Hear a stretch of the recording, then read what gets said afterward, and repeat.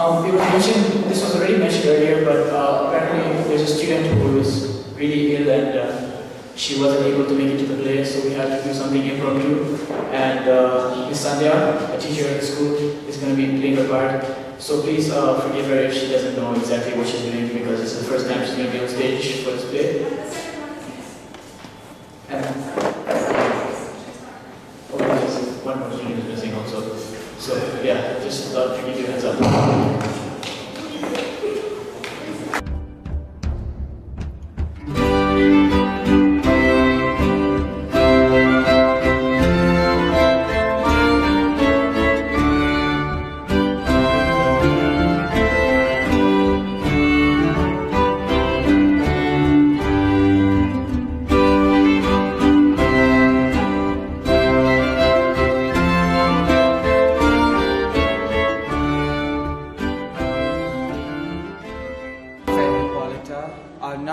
Our jaws on apace. 4 happy days bring in another moon. But oh, methinks, how slow this old moon wanes. She lingers my desires. 4 days will steep away in night, and 4 nights will dream away the time. The new moon, like a silver bow bent in the heavens, shall behold the night of our nuptial. Hippolyta, I wooed thee with my sword, and won thy love doing thee injuries. But I will wed thee in another key, with pomp, with triumph, and with revelry.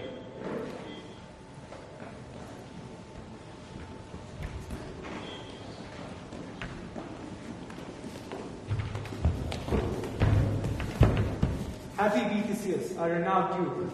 Thanks, good Aegeus. What's the news with thee? Full of vexation come I, with complaint against my child, my daughter Hermia. Stand for Demetrius, and my noble lord, this man hath my consent to marry her. Stand forth, Lysander, and my gracious duke. This man hath bewitched the bosom of my child. Thou, Lysander, thou hast given her rhymes and interchanged love tokens with my child. Thou hast by moonlight at her window sung with feigned voices of feigning words. With cunning hast thou fetched my daughter's heart. Turn her obedience, which is due to me, to stubborn harshness. And my gracious duke, be it not he or she before your grace, consent to marry with Demetrius. I beg the age and privilege of Athens.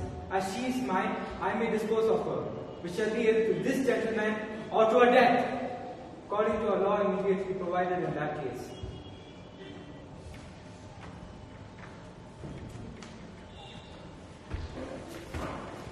What say you, Hermia? Be advised, fair maid. To you, your father should be as a god. Demetrius is a worthy gentleman. So is Lysander. In himself he is, but in this kind, wanting your father's voice, the other must be held the worthier. I wish my father looked but with my eyes. Rather, your eyes must with his judgment look. I do entreat your grace to pardon me. I know not by what power I am made bold, nor how it may concern my modesty, in such a presence here to plead my thoughts. But I beseech your grace that I may know the worst that may befall me in this case if I refuse to wed Demetrius. Either to die the dead or to abjure forever the society of men. Therefore, fair Hermia, question your desires, know of your youth, examine well your blood. If you yield not to your father's choice, then you may endure the livery of a nun. So will I grow, so live, so die, my lord.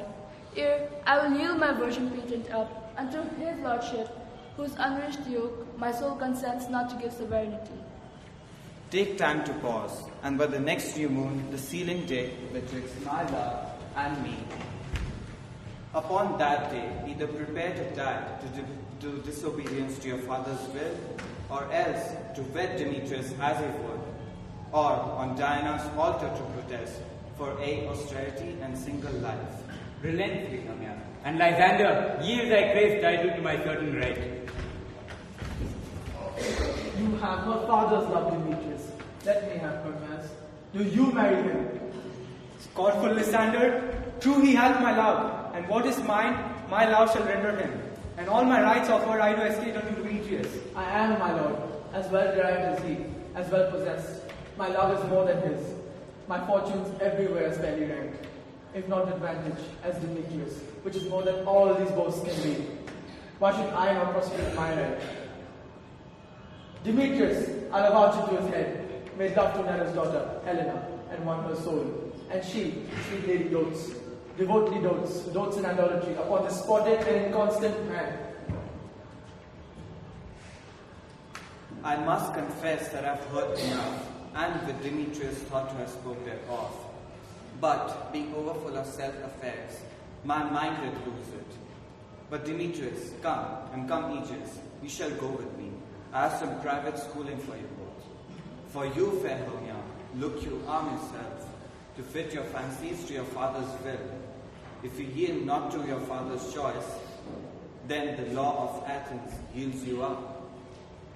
Come, my Hippolyta, what cheer, my love?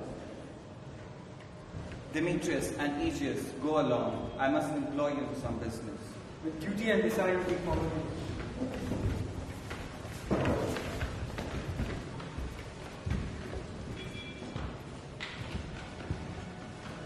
How now, my love? Why is your cheek so pale? How chance the roses red with it so fast? The light for want of rain, which I could well redeem them from the tempest of my eyes. Hey, me, for all that I could ever read, could ever hear by tale or history, the course of true love never did run smooth, but either it was different in blood, O cross, too high to be enthralled to low. or else misgraft in respect of years, O spite, too old to be engaged to young. or else it stood upon the choice of friends, O hell, to choose love by another's eyes. or if there were sympathy in choice, war, death, or sickness did lay siege to it, making it momentary as a sound, swift as a shadow, short as any dream, and brief as the lightning in the collied night, that in its spleen unfolds both heaven and earth. If then true lovers have been never crossed, it stands as an edict in destiny. Then let us teach our child patience, because it is a customary cross. Good advice. Therefore, hear me, Hermia. I have a widow aunt, a dowager, of great revenue, and she hath no child. Her house from Athens removes 7 leagues, and she respects me as her only son. There, gentle Hermia, may I marry thee, and to that place the sharp Athenian law cannot pursue us. If thou lovest me, then steal forth thy father's house tomorrow night, a league without the town. There will I stay for thee. My good Lysander, I swear to thee by Cupid's strongest bow, by his best arrow with the golden head, by the simplicity of Venus' dove, by that which knitted souls and prospers love. In that same place thou hast appointed me, tomorrow truly will I meet with thee. Keep promise, love. Oh look, here comes Helena. Godspeed, fair Helena, whither away? Call you me fair? That fair again unsay. Demetrius loves your fair. Oh, happy fair. Your eyes are lodestars, and your tongue sweet air, more tunable than loud to shepherd's ear. When wheat is green, when hawthorn buds appear, sickness is catching. Oh, were favor so, yours would I catch, fair Hermia, ere I go. My ear should catch your voice, my eye your eye. My tongue should catch your tongue, sweet melody. Were the world mine, Demetrius being baited, the rest I'd give to be to you translated. Oh, teach me how you look, and with what art you sway the motion of Demetrius' heart. I frown upon him, yet he loves me still. Oh, that your frowns could teach my smile such skill. I give him curses, yet he gives me love. Oh, that my prayers could such affection move. The more I love, the more he swallows me. The more I love, the more he hateth me. His folly, Helena, is no fault of mine. None but your beauty would that fault were mine. Take comfort. He no more shall see my face. Lysander and myself will fly this place. Before the time I did Lysander see, seemed Athens as a paradise to me. Helen, to you our minds will unfold. Tomorrow night when Phoebe's doth behold. Her silver visage in the watery glass to Athens' gates we have devised to steal. And in the wood where often you and I, upon flaming primrose beds were wont to lie, emptying our bosoms of their counsel sweet, there my Lysander and myself shall live.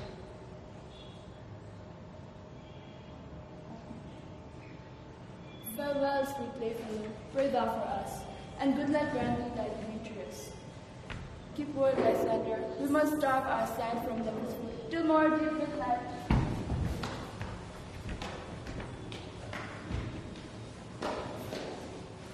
I will, my Hermia. Elena, adieu, as you on him, Demetrius dote on you.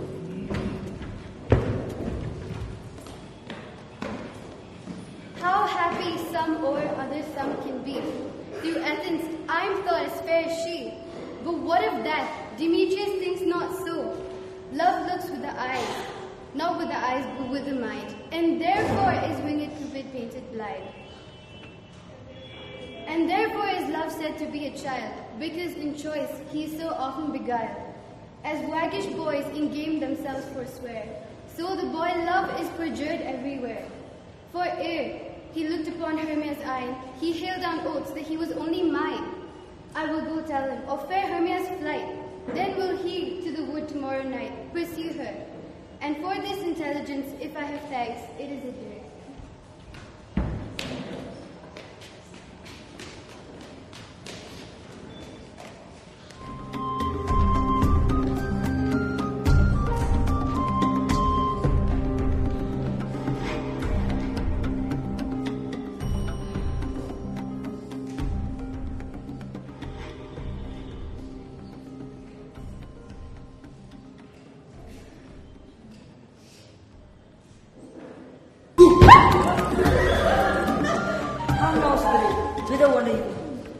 Over hill, over dale, through bush, through bear, I do wander everywhere.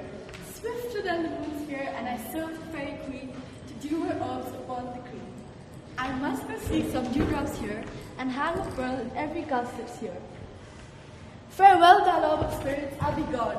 Our queen and her elves shall come here anon. No. The king doth revels here tonight. Take ye the queen converted inside. For Oberon is passing fell and wrath, because she has an attendant hath a lovely boy stolen from an Indian king. A lovely boy stolen from an Indian king. She never had a sweeter changeling, and jealous Oberon would have a child, night of his chain, to chase all the forest wild. But she perforce withholds the loud boy, crowns him with flowers, make him all a joy.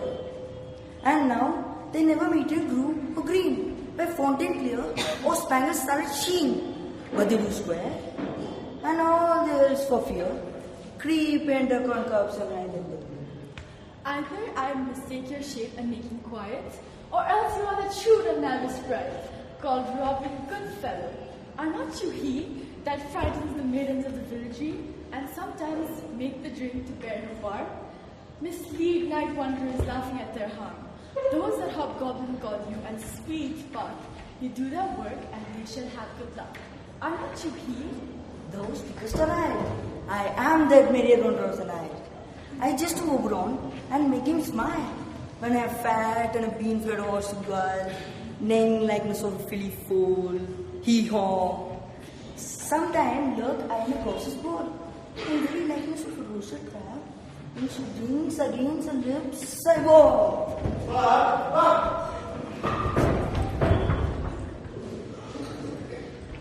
Good news, I come from her. Mary! And here, my mistress!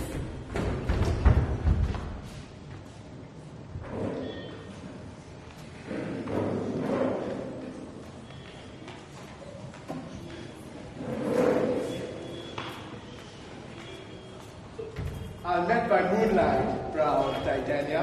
What jealous Oberon? Fairies, skip hence. I have forsworn his bed and company. Am I not thy lord? Then I must be thy lady. But I know when thou hast stolen away from fairyland, and in the shape of Corin sat all day, playing on pipes of corn and bursting love to amorous Phillida. Why art thou here, come from the farthest step of India, your buskin mistress and warrior love? To Theseus must be wedded, and you come to give their bed joy and prosperity?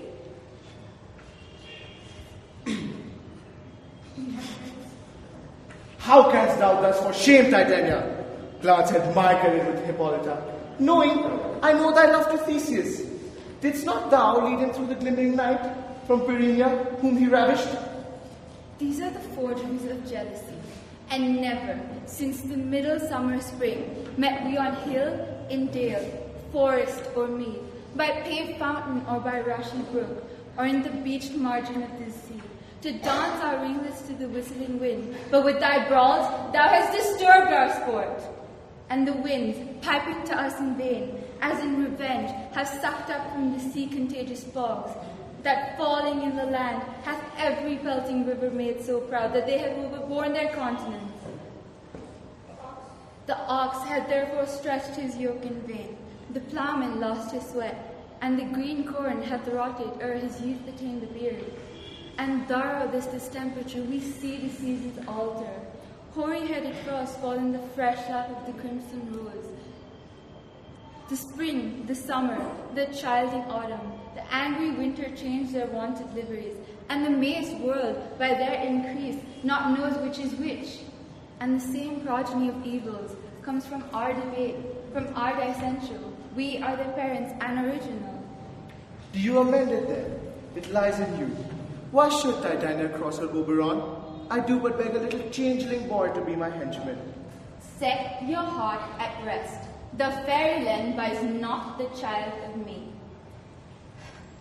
His mother was a votress of my order, and in the spiced Indian air by night, full often had she gossiped by my side, and sat with me on Neptune's yellow sands, watching the embarked traders on the flood, to see, as we have laughed to see their sails conceive, and grow big-bellied with the wanton wind. But she, being mortal, of that boy did die, and for her sake do I rear up her boy, and for her sake I will not part with him. How long within this wood intend you stay? Perchance till after Theseus' wedding day. If you will patiently dance in our round and see our moonlight revels, go with us. If not, shun me, and I will spare your haunts. Give me that boy, and I will go with thee. Not for thy fairy kingdom. Well, go thy way. Thou shalt not go from this grove, till I torment thee for this injury. My gentle Puck, come hither.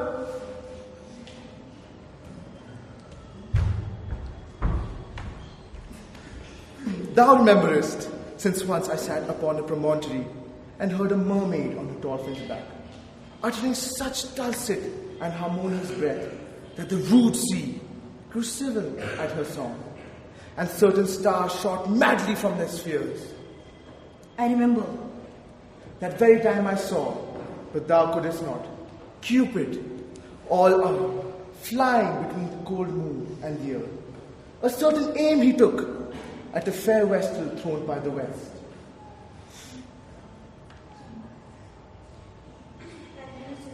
And loosened his love shaft smartly from his bow, as it should pierce 100,000 hearts. But might I see Cupid's fiery shaft quenched in the chaste beams of the watery moon? Yet I marked where the bolt of Cupid fell. It fell upon a little western flower, first milk white, now purple with love's wound. The maidens call it love and idleness. Fetch me that flower, the herb I showed thee once. I'll put a grill round the earth in 40 minutes. Having once this juice, I'll watch Titania when she's asleep and drop the liquor of it in her eyes. The next thing she waking looks upon, be it on lion, or bear, or wolf, on meddling monkey, or on busy ape, she shall pursue it with the soul of love.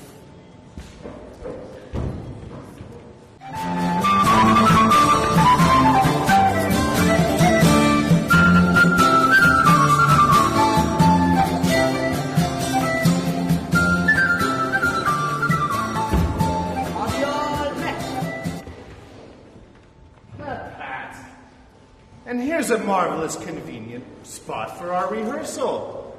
This green plot shall be our stage, and this hawthorn grave shall be our tiring house.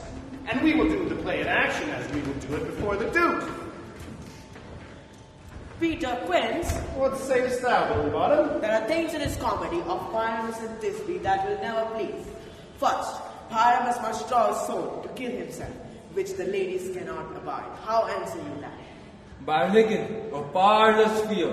I believe we must leave the killing out when all is done. Not a bit. I have advised to make all well. Write me a prologue that seemed to say that we do no harm with our swords, and that Pyramus is not killed indeed. And for more better assurance, tell them that I, Pyramus, am not Pyramus, but Bottom the Weaver. This will put them out of fear. Well, we will have such a prologue, and it shall be written in 8 and 6. No! Make it 8, 2 more. Then written in 8 and 8. Will not the ladies be afeard of the lion?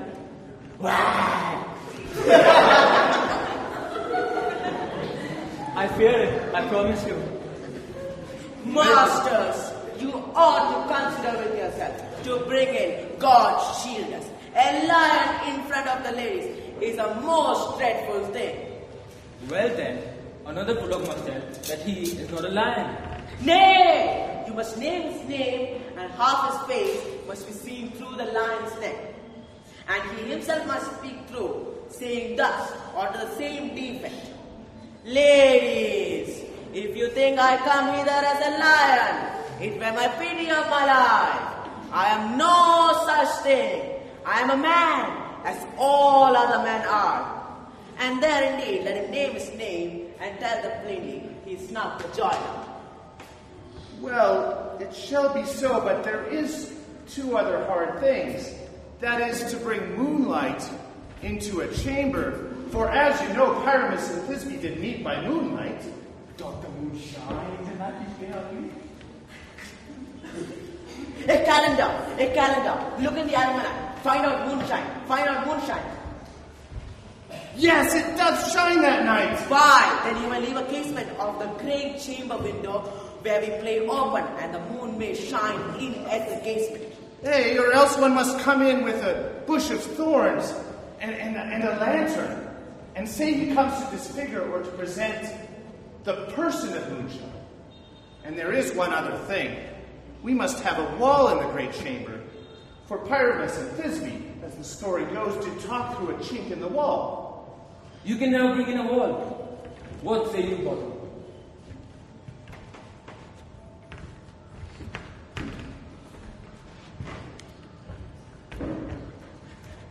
Some man or the other must present wall. Let him have some plaster, or some loam, or some rough cast about him to signify wall. Or let him hold his fingers thus, and through the cranny shall Pyramus and Thisbe whisper.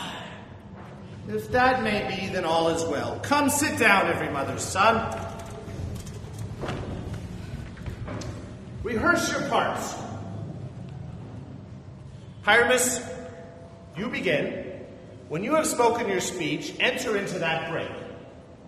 Everyone according to his cue.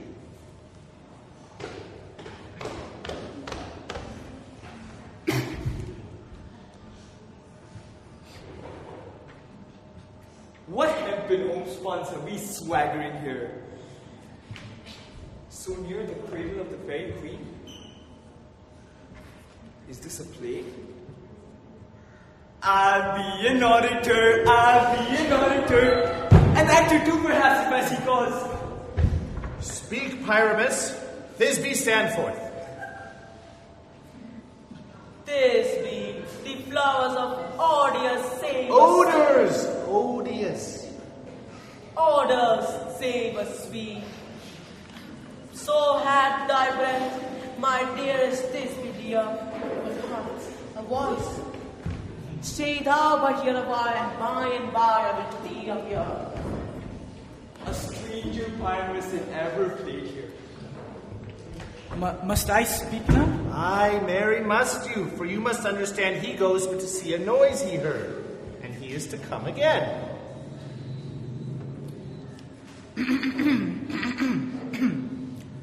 Most radiant Pyramus, most lily-white of hue, of color like the red rose on a triumphant briar, most brisky juvenile, and eke most lovely Jew, as true as truest horse that yet would never tire.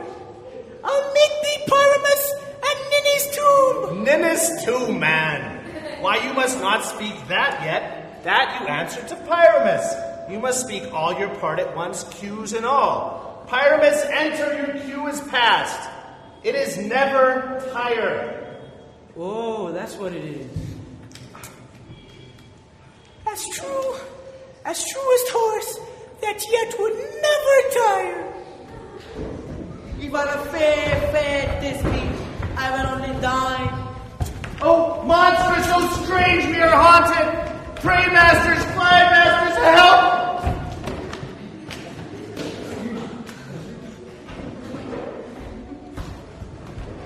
I'll follow you. I'll lead you about around. Through bog, through bush, through brake, through briar. Sometime a horse I'll be, sometime a hound. A headless bear, a hog. And neigh, and roar, and grunt, and burn.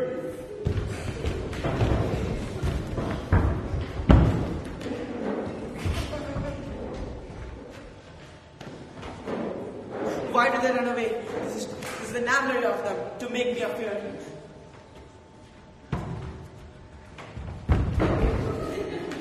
O bottom, thou art king. What do I see on thee? What do you see? You see an acid of your own, do you? Bless thee, bottom, bless thee, thou art translated.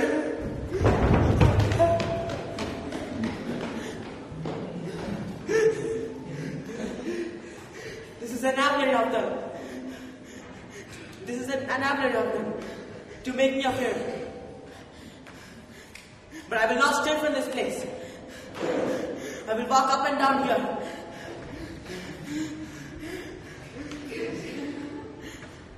And will sing that they shall hear, I am not afraid. The awesome cock so black of you. With his orange tawny bill. With his note so true. With the friend with his little quill. What angel wakes me from my flowery bed? I pray thee, gentle mortal, sing again. My ear is much enamored of thy note.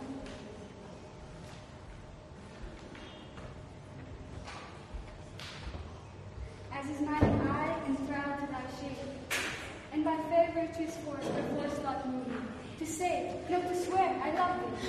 Methinks, mistress, you should have a little reason for that. And yet to say the truth, reason and love keep a little company together nowadays. Thou art as wise as beautiful. Not so neither, but if I had wit enough to get out of this woods, I have enough to serve mine own turn. Out of this wood do not desire to go. Thou shalt remain here whether thou wilt or no. I am a spirit of no common race, and the summer still doth tend upon my state. And I do love thee, therefore go with me.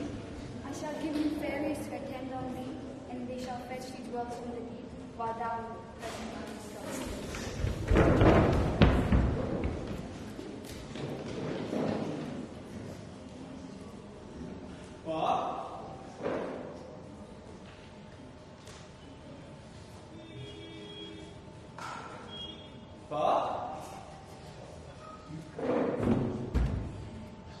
Buck? I wonder if Titania be waked, then what was that next came in her eye, which she must dote on in extremity?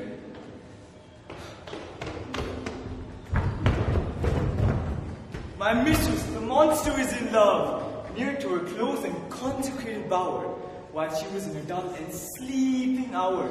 A crew of patches, rude mechanicals, that worked for bread upon Athenian stalls, were met together to curse a play, intended for great Theseus' nuptial day. The shadow's thick skin of that barren sort forsook his scene, who Pyramus presented in their sport, forsook his scene and entered in a break. When I did him at disadvantage take, an ass's nose I fixed on his head.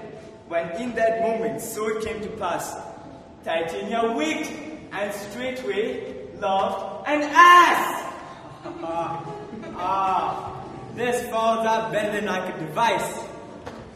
But hast thou yet last the Athenian's eyes with the love jewels as I did bid thee do? I took him sleeping. That is finished too. that when Titania waked, of course she must be I. What hast thou done? Thou hast mistaken quite, and laid the love dews on some true love's sight. About the word goes swifter than the wind, and Helen of Athens look thou fine. All fancy sick she is, and pale of cheer, with sighs of love that cost the fresh blood dear. By some illusion see thou bring her here, I'll charm her eyes against she do appear. I go, look how I go, swifter than the arrow from the Tartar's bow.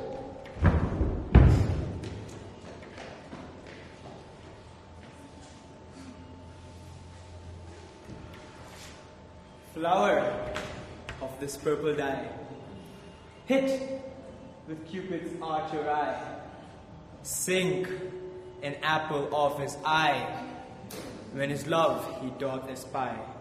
Let her shine as glorious lie, as Venus of the sky.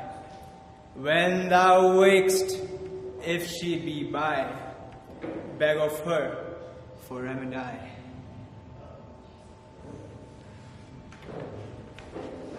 Thank